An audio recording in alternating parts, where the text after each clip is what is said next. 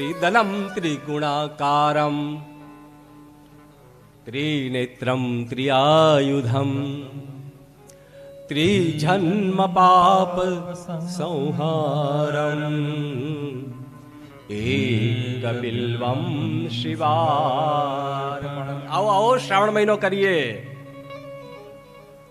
આ પાછળ બેઠેલા તમામ લોકો વિનંતી કરું, ભાઈ બહેનો, યાદૃશી ભાવના તાદૃશી સિદ્ધિર્ભવતી માનવા. અને હા, કથા સર્વોપરી છે.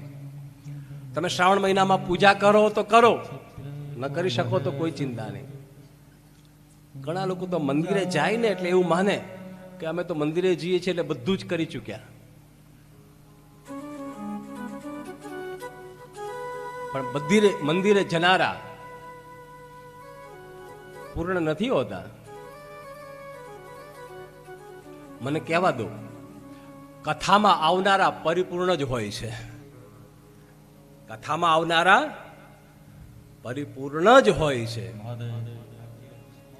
કારણ કે છેલ્લો મુકામ છે શ્રવણમ. અને કંઈ પણ ઘટના ઘટે ને સાંભળવાથી જ થાય. જ્ઞાન શેનાથી આવે? ભક્તિ શેનાથી આવે? વૈરાગ્ય શેનાથી આવે? કોઈ પૂછે તો કહી દેજો કે કથાથી. જ્ઞાન શેનાથી આવે? ભક્તિનું મૂળ સ્તોત્ર છે કથા.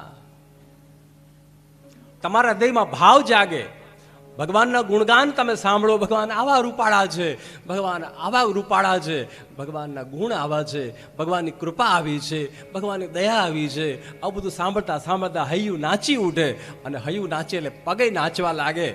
મન, વચન અને કર્મ નાચવા લાગે. એને ભક્તિ કહેવાય. મન, વચન અને કર્મ એક થઈ જાય અને માણસ નાચવા લાગે.